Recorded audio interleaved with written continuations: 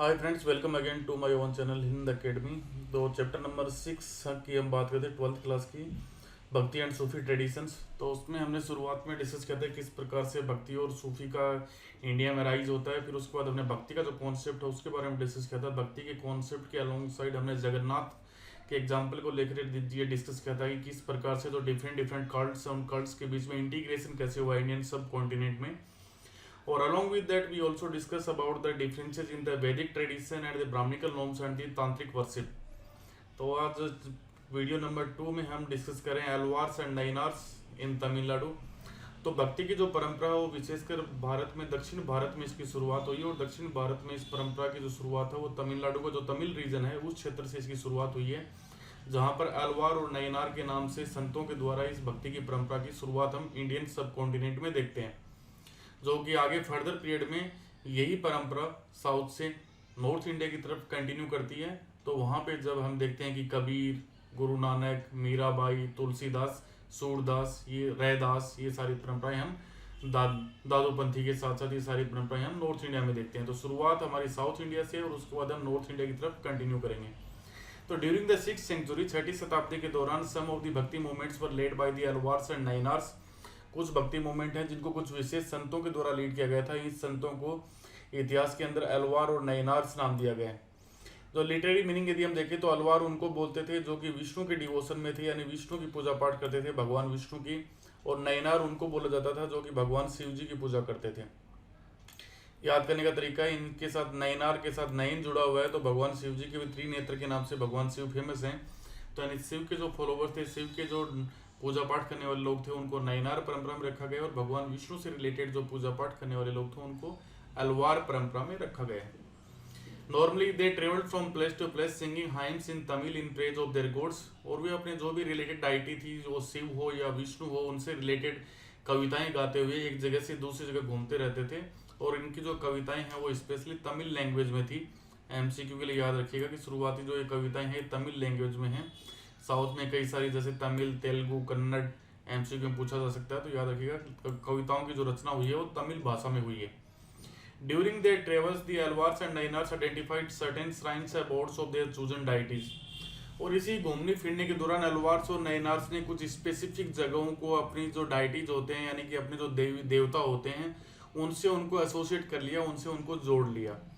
और यही जो विशेष स्थान थे जो कि बाद में आगे चलकर इन संतों के नाम के साथ भी जुड़ गए, और वहाँ पे कई सारे पिलग्रिम सेंटर्स के रूप में टेम्पल्स का निर्माण भी शुरू हुआ। तो later big temples were built at those places and developed as the pilgrim centres. और बाद के काल में हम देखते हैं कि स्पेशली चोल शासकों के द्वारा, चोल एम्पायर से रिलेटेड जो शासक थे उनके द्वारा इन संतों से रिलेटेड, संतों से जुड़े हुए जो स्थान थे जिनको वो पवित्र मानते थे, वहाँ पर कई सारे बड़े बड़े मंदिरों का निर्माण किया गया है। दी एलवार्स एंड नैनार्स, नॉर्मली परंपरा में 12 एलवार माने जाते हैं, यानी एलवारों की जो शुरुआती जो संख्या परंपरा में मानी जाती है उनकी संख्या 12 है। 10th एलवार जो कि कुलेशेखरा एलवार हैं, वो केवल एक केरलाइट थे, केरला से संबंधित थे। बाकी सारे जो एलवार्स थे वो उस समय के तमिलनाडु रीजन है वहाँ से संबंध रखते हैं। जो नैनार हैं उनकी संख्या 63 मांगी जाती है। और नैनारों का जो पूरा हमारे पास जो रेफरेंस है वो रेफरेंस हमारे पास पीरिये पूर्णम नाम से एक सीखियार है, उसके अंदर 63 डिफरेंट नैनार्स का नाम हमारे पास मिलता है, तो उनका रेफरेंस 63 है। तो सॉरी, एमसीक्यू याद रखिएगा, नैनार एलवार की संख्या 12 है और नैनार की संख्या 63 है, 63 मानी गई है। जो 12 एलवार से उनके जो पूरा काम है, उन्होंने जितनी भी रचनाएं की हैं, जो भी वो गीत गाते थे, जो भी वो पोइट्री गाते थे, जो कि तमिल भाषा में गाते थे, उनको 10वीं शताब्दी में एक ग्रंथ के अंदर कंपाइल किया गया। इस ग्रंथ का नाम आपका नलईरा दिव्य प्रबंधम है। नलईरा दिव्य प्रबंधम जो ग्रंथ है, इसको तमिल वेद भी बोला जाता है। तो जिस प्रकार से साउथ की नॉर्थ में हम बात करते हैं कि वैदिक परंपरा में 4 वेद हैं, ऋग्वेद, सामवेद, अथर्ववेद और यजुर्वेद, तो उसी प्रकार से इसको उसी प्रकार की इंपॉर्टेंस इसको तमिल परंपरा में दी गई। इसको पंचम वेद भी बोला जाता है या तमिल वेद का नाम भी दिया जाता है, जिसको 10वीं शताब्दी के दौरान इसको पूरी तरह से कंपाइल किया गया है। और इसके अंदर जो 12 एलवार संत हैं, यानी 12 वे संत जो कि भगवान विष्णु की को फॉलो करते थे, उनकी गाई हुई कविताओं को यहाँ पर रिटर्न फॉर्म में कंपाइल किया गया है नलईरा दिव्य प्रबंधम में। इसी के साथ जो तेवरम नाम से एक रचना है। तो तेवरम जो रचना है, उस तेवरम में जो बाकी जो संत हैं जिनमें फेमस हैं अपार, सबंद्रम और सुंदरार, 3 संत हैं, अपार, सुंदरार और सबंद्र। इनकी रचनाओं को एक ग्रंथ में अलग से रखा गया है, जिस उस ग्रंथ का नाम दिया गया तेवरम। तो ये भी एमसीक्यू ले रखिए, तेवरम में किन किन संतों की रचनाएं हैं, कौन कौन से अलवार संत हैं जिनकी रचनाएं तेवरम में रखी गई हैं, या तेवरम का संबंध किससे है, तेवरम से कौन से 3 संत जुड़े हुए हैं। तो अपार, सुंदरार और समंद्रम, इनकी रचनाओं को तेवरम में कंपाइल किया गया। अब जो अलवार और जो नैनार संत थे, इनका जो एटीट्यूड है वो जो ब्राह्मणिकल नॉर्म्स थे, जो वैदिक कल्चर था, उससे कुछ अलग है। तो उसी को हमें यहाँ डिस्कस करना है। ये पूरी तरीके से भी अलग नहीं है ब्राह्मणों से। जिस प्रकार से तांत्रिक परंपरा और ब्राह्मण परंपरा को हमने डिस्कस किया है, तो वहाँ पे दोनों के बीच में एक कॉन्ट्राडिक्शन हमें देखने को मिलता है। तो इस प्रकार का एक बड़ा कॉन्ट्राडिक्शन तो नहीं है, लेकिन सोसाइटी के ऐसे बहुत सारे मैटर्स हैं उनको लेकर जो धर्मशास्त्र और धर्मसूत्रों में जो लिखा हुआ है, जिनको ब्राह्मण्स फॉलो करते हैं, जिनकी रचनाएं मानी जाती है कि ब्राह्मणों के द्वारा की गई है, उन धर्मशास्त्र और धर्मसूत्रों में कही गई बहुत सारी बातों को ये संत लोग फॉलो नहीं करते थे, उनको एक्सेप्ट नहीं करते थे। तो जो सबसे बड़ी बात है वो कास्ट सिस्टम को लेकर। तो अकॉर्डिंग टू सम हिस्टोरियंस, कुछ इतिहासकारों के अनुसार, the Alvars and Nayanars started a movement to protest against the caste system. कि अलवार्स और नैनार्स ने साउथ इंडिया के अंदर जो जाति व्यवस्था है उसको लेकर एक आंदोलन की शुरुआत की। And the Brahmans and attempt to reform the system. और साथ ही अब जो कास्ट सिस्टम है, तो ब्राह्मण लोगों का जो धर्मशास्त्र और धर्मसूत्र है उसमें वर्ण व्यवस्था और वर्ण व्यवस्था के साथ साथ जाति व्यवस्था को जन्म के ऊपर बेस किया गया है, बाई बर्थ के ऊपर बेस किया गया, जन्म के ऊपर आधारित बनाया गया है, और कुछ लोगों को विशेषाधिकार उसमें दिए गए हैं। तो इसलिए इनका इनडायरेक्टली यदि हम विरोध देखें तो कास्ट सिस्टम का जब विरोध करे थे, तो इनडायरेक्टली ये जो ब्राह्मणिकल सिस्टम है, जो ब्राह्मणिकल जो व्यवस्था है, जो वैदिक व्यवस्था है, उसका भी ये विरोध कर रहे थे। और साथ ही इनका ये प्रयास था कि जाति के आधार पर जो भेदभाव हो रहा था, उस भेदभाव को मिटाते हुए इस समाज की संरचना को सुधारने का प्रयास किया जाए। The devotees came from the different social backgrounds such as the artisans, cultivators and even from the caste that were considered untouchables।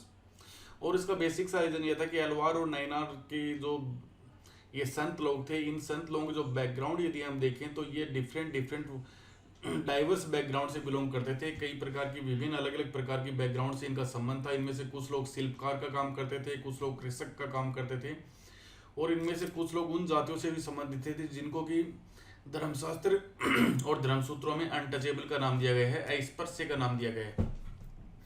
तो इसीलिए हम मान सकते हैं कि कास्ट के प्रति इनका जो एटीट्यूड था वो ज़्यादा लिबरल रहा होगा, और उन्होंने जाति सिस्टम को सुधारने के लिए कुछ ना कुछ एफर्ट्स भी किए होंगे।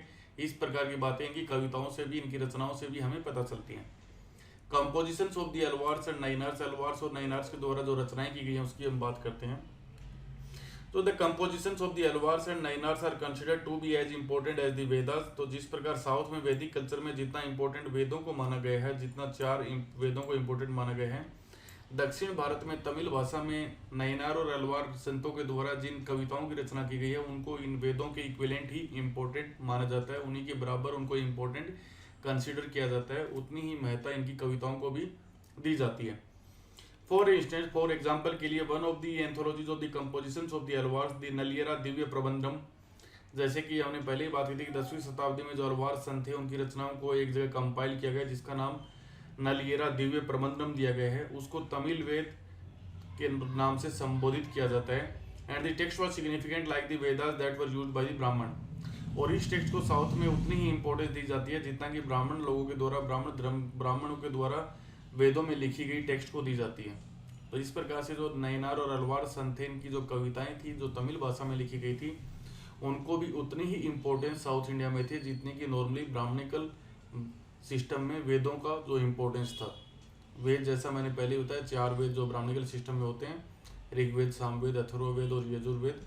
तो उसी प्रकार की इम्पोर्टेंस अलवार और नैनार संतों के द्वारा जो तमिल भाषा में कविताओं को रचित किया गया था, उनकी भी वही महत्ता थी सोसाइटी में, उनकी भी वही इंपॉर्टेंस थी, उनको भी उतना ही कंसिडर किया जाता था। वीमेन डिवोटीज, अब जो नैनार और अलवार संत थे इसमें केवल पुरुष लोग ही नहीं थे, कुछ महिलाओं ने भी इसमें पार्टिसिपेट किया है। कुछ महिलाओं के नाम भी हमारे पास हैं। One of the striking feature of these traditions were the presence of women. तो नैनार और अलवार परंपरा का जो एक सबसे बड़ा स्ट्राइकिंग फीचर है वो हमारे पास है कि उस समय 6वीं शताब्दी में भी महिलाओं को भी इस प्रकार के चीज़ों के लिए परमिट किया गया है, यानी कि वो बाहर घूम कर अपने रिलीजन से रिलेटेड, अपने डिवोटी से रिलेटेड पदों की रचनाएं कर रही हैं। For example there was a saint poet called Andal a women Alvar. उदाहरण के लिए एक विमेन अलवार का नाम हमारे पास बार बार आता है जिसको एंडाल बोला गया, एंडाल उसका नाम था। हर कंपोजिशंस वर संग एंड संग इवन टुडे। और उसके द्वारा जो तमिल भाषा में जो रचनाएं की गई हैं, तमिल भाषा में जो उसकी कविताएं हैं, उनको उस समय भी गाया जाता था। और इवन आज भी तमिल प्रदेश में, विशेषकर साउथ इंडिया में, उनको आज भी धार्मिक उत्सवों पर या जो त्योहारों के टाइम होता है, भक्ति के टाइम है, आप उनको भगवान की जब आराधना करते हो मंदिरों में, उनकी रचनाओं को आज भी पूरे जोश के साथ गाया जाता है। अनदर वीमेन, जो दूसरी एक महिला जिसका नाम हमारे सामने आता है, वो है Karaikal Ammaiyar. Karaikal Ammaiyar was a devotee of the Shiva. तो अंडाल थी वो आपकी किससे रिलेटेड थी? अंडाल थी वो आपकी अलवार धर्म को फॉलो कर रही थी। और यहाँ पे दूसरी जो महिला जिसका हम बात करें वो नयनार धर्म की डिवोटी है, यानी भगवान शिव की फॉलोवर है। He adopted the path of the extreme asceticism to attain her goal. और उसने अपने मोक्ष की प्राप्ति के लिए, अपने लक्ष्य की प्राप्ति के लिए घोर तपस्या के पाथ को फॉलो किया है। घोर तपस्या के पाथ को फॉलो करते हुए उसने अपने लक्ष्य को प्राप्त करने की कोशिश की है। तो उसका नाम है करईकल्याण अम्मैयार, जो कि नयनार को फॉलो करते हुए यानी भगवान शिव को फॉलो करती थी। Her compositions were preserve within the Nayanar tradition. और नयनार परंपरा में उसके जो कंपोजिशंस हैं, उसकी जो कविताएं हैं, उनको भी प्रिजर्व किया गया, उनको भी संरक्षित रखा गया है, वो आज भी हमारे पास हैं। These women renounced their social obligations but didn't become nuns. इन महिलाओं को, यदि हम नयनार और जो अलवार परंपरा से जुड़ी हुई महिलाएं हैं, यदि हम इनको देखते हैं, तो इन महिलाओं ने अपनी जो जीवन पद्धति है, जो सामाजिक कर्तव्य हैं, उनका परित्याग किया है। लेकिन उन्होंने किसी प्रकार से, एक तरह से जिस प्रकार से जैन धर्म और बौद्ध धर्म में जो भिक्षुणियां बन जाती हैं गृह त्याग करके, ये इस प्रकार की कोई भिक्षुणी नहीं बनी है। हालांकि उन्होंने अपने सामाजिक जो कर्तव्य हैं उनको परित्याग किया है, यानी जो सोशल ऑब्लिगेशंस हैं उनको उन्होंने छोड़ दिया है। लेकिन फिर भी वो किसी प्रकार की कोई भिक्षुणी की लाइफ उन्होंने व्यतीत नहीं की। इन सामाजिक कर्तव्यों का परित्याग करते हुए वो भी एक जगह से दूसरी जगह घूमते हुए अपनी कविताओं के द्वारा अपने भगवान की आराधना में जुटी रहती थी। Their presence was a challenge to the patriarchal norms. और उनकी जो ज़्यादातर कविताएं हैं, जो उनकी जीवन पद्धति है, जो इनकी रचनाएं हैं, इन रचनाओं ने एक तरह से उस समय की जो पैट्रोनिकल नॉर्म्स है उनको डायरेक्टली और इनडायरेक्टली सीधे सीधे चैलेंज किया है। एंड जो पितृसत्तात्मक समाज के जो भी नॉर्म्स थे उन्होंने उसको चैलेंज किया, क्योंकि पितृसत्तात्मक समाज में सिंपल से हम जानते हैं कि महिलाओं को बाहर आने की परमिशन नहीं थी, उनको किसी भी प्रकार की सोसाइटी में डायरेक्टली इंटरफेयर करने की कोई परमिशन नहीं दी जाती थी। उनकी कुछ ड्यूटियां थी, वो ड्यूटीज वो कर्तव्य सोसाइटी के लिए उनके डिसाइडेड थे and they are consider to follow these duties. लेकिन यहाँ इन नयनार और अलवार परंपरा से जुड़ी महिलाओं ने इन ड्यूटीज को निभाने से मना किया और उन्होंने अपने सोशल ऑब्लिगेशंस का भी परित्याग किया। तो इस प्रकार से एक तरह से उन्होंने डायरेक्टली और इनडायरेक्टली जो पितृसत्तात्मक समाज के जो नॉर्म्स हैं, जो पैट्रियार्कल नॉर्म्स हैं, उन सबको उन्होंने चैलेंज किया है, उनको उन्होंने चुनौती दी है। Opposition to Buddhism and Jainism. तो इस समय की जो साउथ के अंदर जो भक्ति परंपरा, इस भक्ति परंपरा का एक दूसरा सबसे बड़ा कैरेक्टरिस्टिक्स है कि इन्होंने जैनिज्म और बुद्धिज्म को अपोज किया है। जैनिज्म और बुद्धिज्म धर्म जो कि लगातार उस समय पॉपुलर होता जा रहा था, जो लगातार लोकप्रिय होता जा रहा था देश के अलग अलग पार्ट्स में, साथ ही विदेशों में, तो उन्होंने इसका विरोध किया है। The saint poets the Alvars and the Nayanars were oppose to Buddhism and Jainism. Alvar और नयनार दोनों ही संत कवियों ने बुद्ध और जैन धर्म का विरोध किया है। The hostility is well marked in the compositions particularly in the Nayanars. और इनके विरोध की जो भावना है, इनके विरोध कितना तीव्र था, इसको यदि आप नयनार जो परंपरा के संत हैं, जो भगवान शिव को फॉलो करने वाले हैं, उनकी रचनाओं को यदि हम पढ़ें, उनके कंपोजिशंस को हम पढ़ें, तो उनसे हम अच्छी भली भांति प्रकार जान सकते हैं कि बौद्ध धर्म और जैन धर्म का इन्होंने कितनी चरम सीमा तक विरोध किया है। Historians say that his conflicts were due to the competition between the members of different regions, religious traditions for royal patronage। और इतिहासकारों का यह मानना है कि उस समय सामान्यतः वही धर्म आगे फल फूल सकता था, वही धर्म आगे बढ़ सकता था जिससे कि राजा का पैटर्नोज मिलता था, जिससे कि कोई राजसी संरक्षण प्राप्त होता था। तो साउथ इंडिया में यदि हम बात करें तो उस समय जैन धर्म, बौद्ध धर्म और ये नयनार, अलवार, ये सभी परंपरा के लोग इसी प्रकार से आपस में प्रतिस्पर्धा कर रहे थे राजाओं के संरक्षण प्राप्त करने के लिए। तो उसी संरक्षण के लिए इतिहासकारों का मानना है कि इनके बीच में एक प्रतिस्पर्धा थी और उसी प्रतिस्पर्धा के तहत ये जैन धर्म और बौद्ध धर्म का इतने चरम सीमा तक विरोध कर रहे थे। Relation with the state. Nayanar और जो अलवार संत थे उनका राज्य के साथ क्या संबंध है, उनका साम्राज्यों के साथ कैसा संबंध था, राजाओं के साथ उनके कैसे रिलेशन थे, राजाओं ने उन्हें कैसे ट्रीट किया, अब हम इसके बारे में डिस्कस करें। पैटर्न ऑफ चोला रूलर्स, ज़्यादातर नायनार और अलवार सैन था, उनको साउथ इंडिया में उसी समय चोला एम्पायर के शासक है, उन्होंने उन्हें संरक्षण दिया है और उनसे रिलेटेड जितने भी जो सेक्रेड प्लेसेस थे वहां पर उन्होंने बड़े बड़े टेम्पल्स का भी निर्माण करवाया। The Chola rulers supported the Bhakti traditions and built temples for Shiva and Vishnu. Chola शासकों ने जो भक्ति परंपरा के जो ट्रेडिशंस है उनको सपोर्ट किया है और साथ ही उन्होंने भगवान शिव और भगवान विष्णु से संबंधित कई सारे मंदिरों का निर्माण भी करवाया। Some of the magnificent temples of Shiva such as the temples in Chitambram, Tanjavur, Gangaikonda, Cholpuram were constructed under their patronage. और चोल शासकों के द्वारा भगवान शिव के कई सारे विशाल और भव्य मंदिरों का निर्माण चिदम्बरम, तंजावुर और गंगईकोंड चोलपुरम जो कि साउथ के फेमस टेम्पल सिटीज हैं वहां पर उन्होंने भगवान शिव के मंदिरों का निर्माण करवाया। The Chola rulers build temples often to claim divine support and proclaim their own power. अब ये कि मंदिरों का निर्माण करवाने का रीजन क्या रहा होगा, तो वो तो हर राजा का यही रीजन रहता है। आप हिस्ट्री में कहीं भी चले जाओ, मध्यकाल पढ़ लो, आप एंशिएंट इंडिया पढ़ लो या मॉडर्न इंडिया में आप डिस्कस कर लो। The Chola rulers build temples often to claim divine support. तो चोल शासकों के द्वारा ज्यादातर मंदिरों का निर्माण इसलिए किया जाता था ताकि वो डिवाइन सपोर्ट को क्लेम कर सकें कि उन्हें चोल शासकों की जो सत्ता है उन्हें उसका देवता का समर्थन प्राप्त है। तो हर राजा है वो अपने आप को कहीं ना कहीं देवताओं के साथ जोड़ने की कोशिश करता है। चोल शासक भी इससे अलग नहीं थे, तो उन्होंने भी इतने बड़े बड़े मंदिरों का निर्माण इतिहासकारों के अनुसार एक तरह से अपने डिवाइन सपोर्ट के लिए किया है, देवीय समर्थन के लिए किया है कि देवता उनकी सत्ता से खुश हैं, देवता उनकी सत्ता को बनाए रखना चाहते हैं और वो कहीं ना कहीं इनडायरेक्टली देवताओं से जुड़े हुए हैं। And proclaim their own power, और साथ ही वो अपनी पावर को भी लोगों के सामने दिखाना चाहते थे। एंड स्टेटस, और अपनी जो सत्ता है, अपनी जो परंपराएं हैं उनको दिखाना चाहते हैं। And adorned those temples with stone and metal sculptures to represent the visions of the popular cents.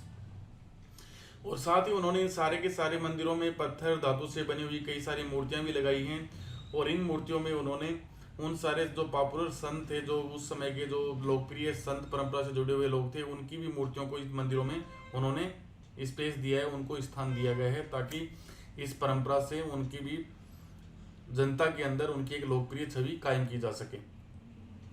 Pattern of the Chola rulers, ये नटराज जो शिव की प्रतिमा है, ये चोल एम्पायर का बेहतरीन नमूना माना जाता है। उनकी स्कल्पचर का, उनकी मूर्ति कला का, भगवान शिव का तांडव रूप बोला जाता है। They made the spectacular representations of Shiva in the bronze sculpture। जो कांस्य से बनी हुई ये प्रतिमा है, ये पूरी की पूरी प्रतिमा ब्रॉन्ज से बनी होती थी। तो ये जो इसमें भगवान शिव को रिप्रेजेंट किया गया है। नॉर्मली ये भगवान शिव की तांडव मुद्रा मानी जाती है कि जब भगवान शिव डांस कर, डमरू और इन सब के साथ डांस कर रहे हैं, नृत्य कर रहे हैं। The Chola kings introduced the singing of Tamil Shiva hymns under the royal patronage, taking the initiative to collect and organize them into a text Tevram। साथ ही चोल शासकों के द्वारा जो मंदिरों के अंदर जो भगवान शिव से रिलेटेड जो कविताएं थी, उन कविताओं का गायन शुरू किया गया और इस गायन के अलावा उन्होंने उस समय जितने भी अलग अलग टाइप की जो कविताएं थी, उन कविताओं को उन्होंने कलेक्ट करके उन कविताओं को उन्होंने संगठित किया और संगठित करने के बाद उन्होंने एक नए ग्रंथ में उनको रखा और उस ग्रंथ का नाम उन्होंने तेवरम दिया। इस तेवरम नाम से ग्रंथ में उन्होंने इसको स्पेस दिया। जैसा हमने पहले डिस्कस किया कि तेवरम में 3 प्रकार के जो अलग अलग अपार, समंदर और सुंदरार की कविताओं को उन्होंने इसमें जगह दिया। तो तेवरम की जो रचना है वो चोल एम्पायर के दौरान ही हुई थी। According to the inscriptional evidence, जो हमारे पास जो अभिलेखीय साक्ष्य हैं वो हमें बताते हैं कि द चोला किंग प्रांतक प्रथम, की चोल शासक प्रांतक प्रथम, एक चोल राजा जिसका नाम प्रांतक प्रथम दिया गया इस इंस्क्रिप्शन में, had constructed the metal images of Appar, Sambandar and Sundarar in a Shiva temple. कि उसके द्वारा एक भगवान शिव का एक मंदिर है जिसके अंदर वो जो ये 3 नयनार परंपरा के संत हैं, इन संतों की जो धातु से बनी हुई मूर्तियां उसके द्वारा स्टेब्लिश करवाई गई थी और इससे संबंधित एक इंस्क्रिप्शन एविडेंस उस मंदिर में लगा हुआ है। एक अभिलेखीय साक्ष्य हमारे पास है जिसमें लिखा हुआ कि चोल राजा प्रांतक प्रथम के द्वारा अपार, समंदर और सुंदरार की मूर्तियों को इस मंदिर में प्रतिष्ठापित किया गया है। These were carried in processions during the festivals of these sons. और जब भी वहाँ पर इस प्रकार कोई उत्सव होता था, कोई त्योहार के टाइम उत्सव होता था, तो इन तीनों संतों की मूर्तियों को वहाँ जुलूस के रूप में निकाला जाता था। उस जुलूस के अंदर इन मूर्तियों को घुमाया जाता था। तो इस प्रकार से चोल एम्पायर के पैटर्नोज में जो अलवार और नयनार संत हैं, अलवार और नयनार परंपरा है, उसका लगातार विकास हुआ, उसकी लगातार ग्रोथ हुई। ओके फ्रेंड्स, चैनल को लाइक कीजिए, सब्सक्राइब कीजिए। बचे हुए कंटेंट को हम कल डिस्कस करते हैं। Thank you, bye bye.